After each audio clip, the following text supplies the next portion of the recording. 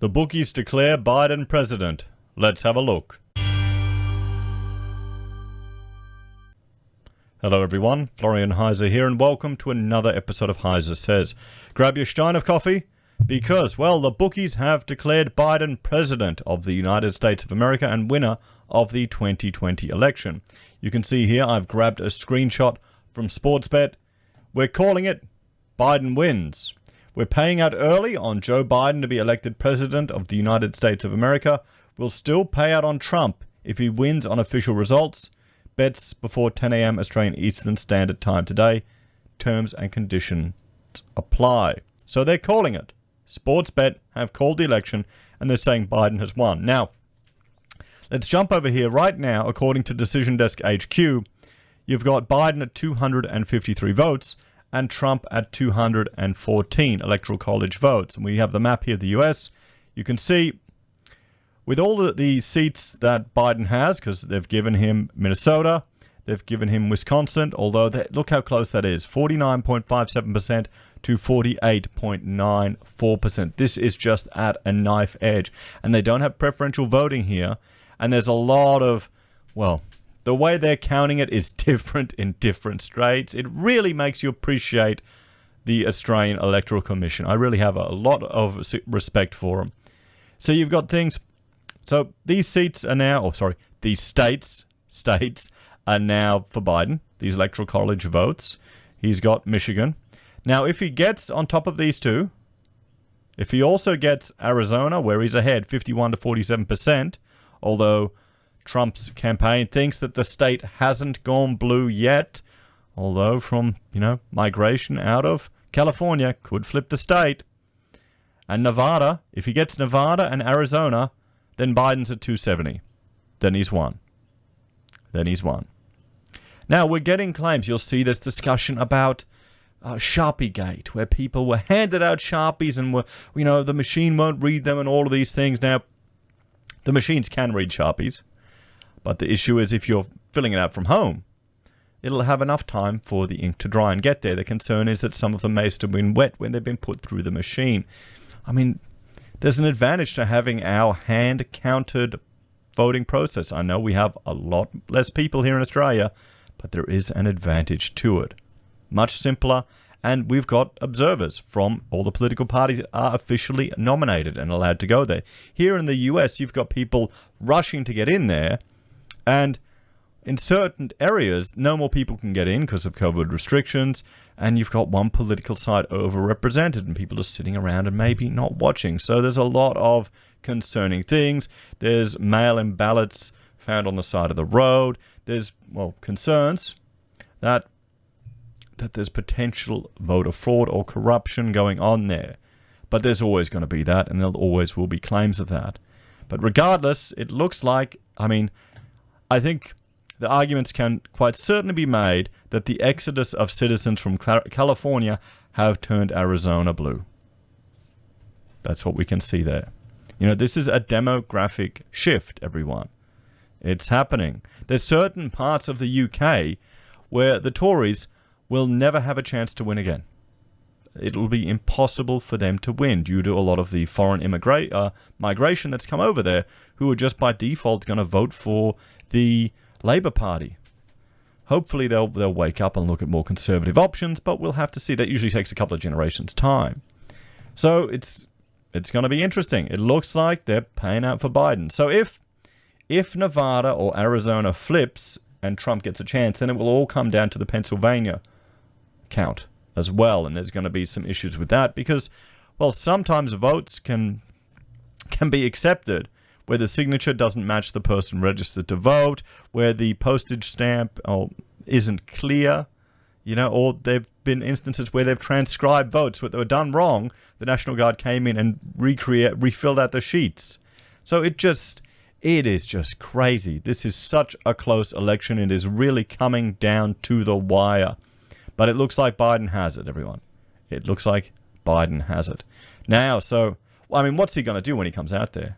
The best thing he could do would be straight away to come out and disavow Antifa and all the protesters and all the political violence. Really come down strong and hard on them.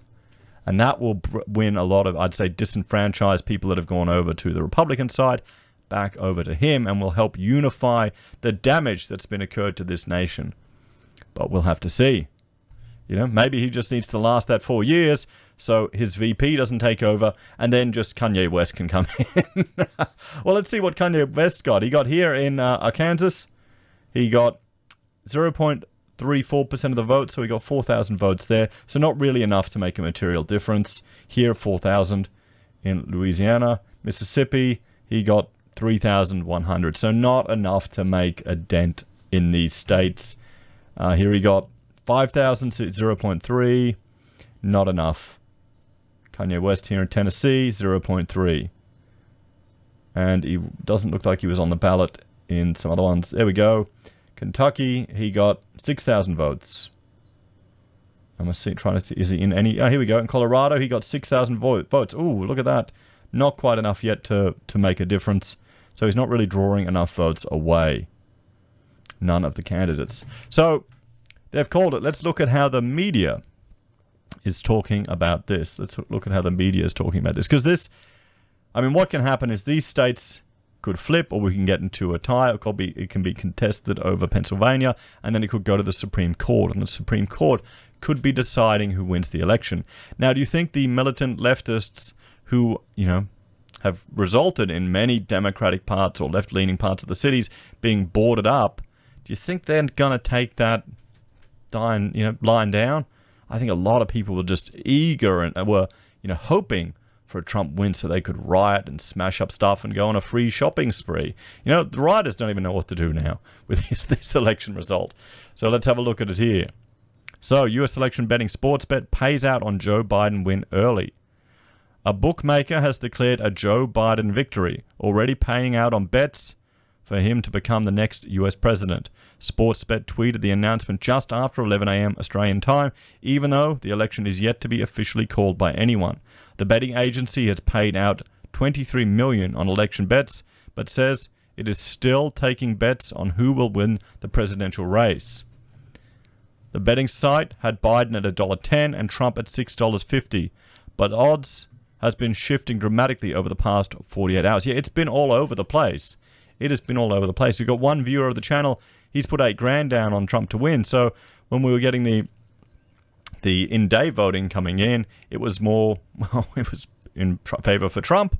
So he was on cloud 9.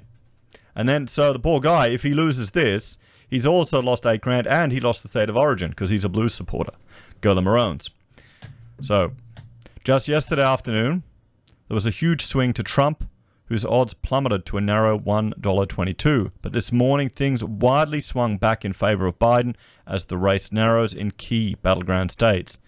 This is how Australian bookies were tracking this morning. Basically, it means for every $1 you put on a candidate, you would get the below in return if they win.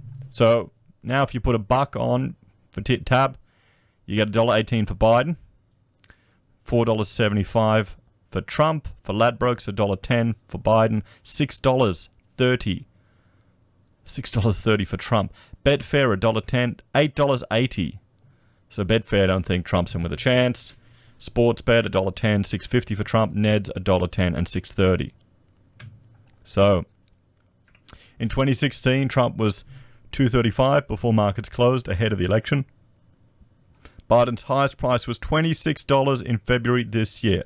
Did someone make a bet on that? I mean, put $100 down, you'd walk away with a good $2,500. Not much to risk. The US election has been so popular for Tab that it will hold more money for the historic event than the AFL or NRL Grand Finals, and it's the same situation for Sportsbet. There you go.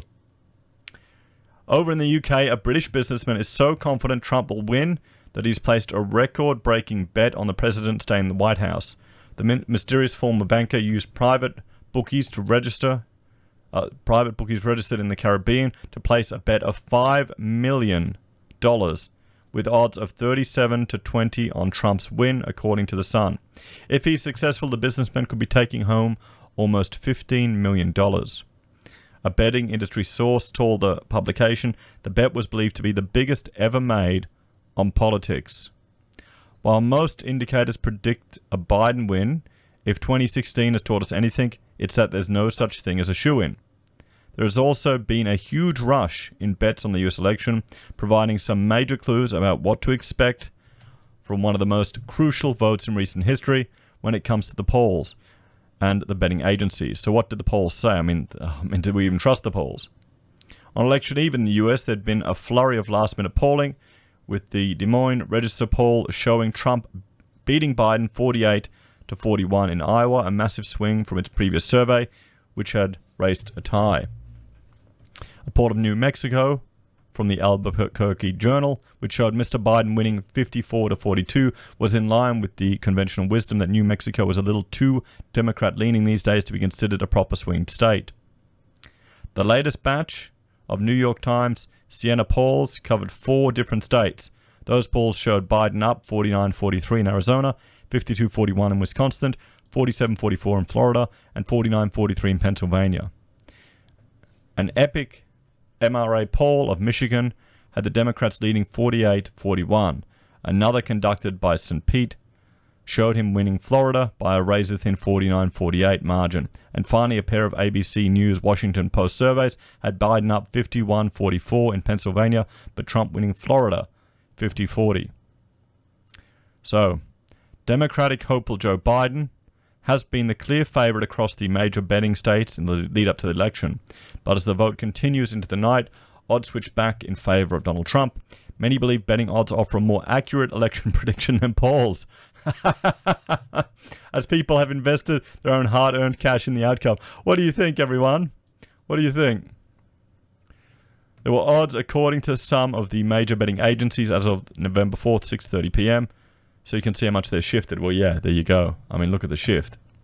So, there we have it. Let's jump back here and have a look. We'll refresh here. We'll refresh here. And again, we've got, well, Minnesota. Looks like it's going to Biden. Wisconsin. I mean, look at that. Look how close that is, guys. And a lot of that is from Milwaukee. That's what's come in. It's because you're getting some of the cities and areas are coming in later. And another one to look at is while, Georgia is likely, Trump's in the lead, but he's 49.78%. It's all of these areas around Atlanta here, which are, well, more Democrat leading. The more votes that come in from there, the more it can swing it. So it's once you're used to Australian elections, to the way the AEC runs them, it just seems like such a mess here in the States. It really does. It really, really does. And there's going to be a lot of people that just because of the way the numbers are trending. I mean, here we go. Let's have a look there. This is the chance of winning, 86% Biden right now, November 2nd, and 13.3% Trump. And just because the way that the data comes in, if we have a look, let's look at 2020 election results. Okay, we'll have a look here. We can see just with how the data is flooding in to it. I mean, they've won this state. How it's flooding in, it just appears as a huge vertical spike. So here on Twitter now, this is Trump meltdown. Let's do a refresh. I mean, there you go. Trump can Michigan, Biden. There you go. Has Michigan flipped? Has it become blue? So a lot. This is probably the Young Turks last night, just screaming. What's his name? Keck or whatever. Chuck. I can't remember his name. The Young Turk guy. Going nuts. Is Trump. Stop counting. Now this is the thing. The media's reporting it that Trump's trying to get them to stop counting, but he wants them to only count votes that are in the time window, that after 8 p.m. when the votes were closed, no more votes that were cast after that count. If you miss out, you miss out. What do you think, everyone? Do you think should just be open? What about postal votes after the election day? See, this is some regards. I'm thinking the advantage of having an Australian system where it's mandatory voting. At the very least, you know how many votes you're going to get. Here, it's just estimates, and apparently they've had massive voter turnout here like never before. So, there's going to be a whole lot of memes out of it. This is every staff member at the Trump White House now. Here we go. If Joe Biden somehow manages to win this election, I will move out of America. And Joe's going Biden. So, oh, that's funny. Such a dad joke. But